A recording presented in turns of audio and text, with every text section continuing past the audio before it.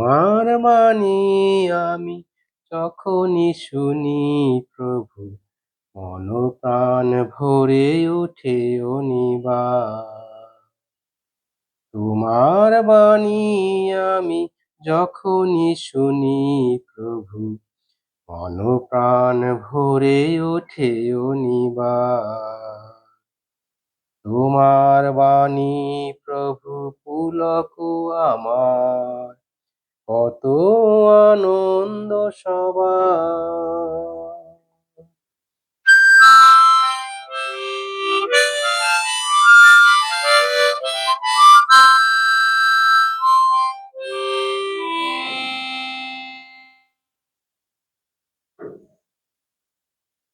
সুধীমণ্ডলী, আপনাদেরকে শুভ সকাল জানাই। আজ বুধবার, প্রতিদিনকার মতো আজকে আবার আমরা সেই প্রভুর ঐশবাণী আপনাদের শোনাতে যাচ্ছি। আজকে আমাদের জন্য ঐশবাণী পরিবেশন করবেন মেরি খালকো। তাই আসুন আমরা এই সময় সেই প্রভুর ঐশবাণী শ্রবণ করি।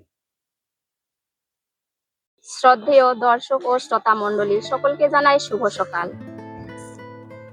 মার্ক রচিত মঙ্গল সমাচার 6 অধ্যায় 1 থেকে 6 পদ। নাজারেতে অস্বীকৃত যিশু। সেই জায়গা ছেড়ে যিশু এবার নিজের শহরে এলেন।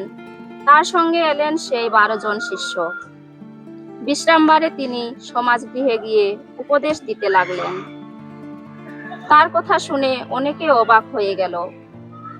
তারা বলে উঠল, এসব ও শিখল কোত্থেকে? এই যে জ্ঞান ওকে দেওয়া হয়েছে, এ আবার কোন জ্ঞান? আর ওই যে সমস্ত অলৌকিক কাজ ওর হাত দিয়ে ঘটে থাকে, ওসবের মানেই বা কি? ও কি সেই ছুতর নয়?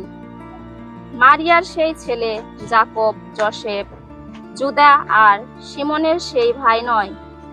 ওর বোনেরাও কি এখানে আমাদের মধ্যেই নেই? তার প্রতি তারা কেমন যেন বিরূপ হয়ে উঠল।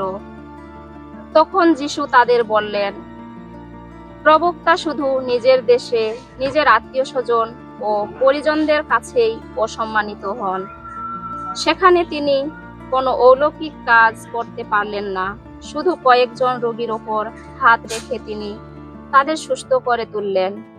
তার প্রতি লোকদের অবিশ্বাস দেখে তিনি আশ্চর্য হয়ে উঠলেন। খ্রিস্টের বাণী। খ্রিস্ট প্রভু, তোমার প্রশংসা হোক।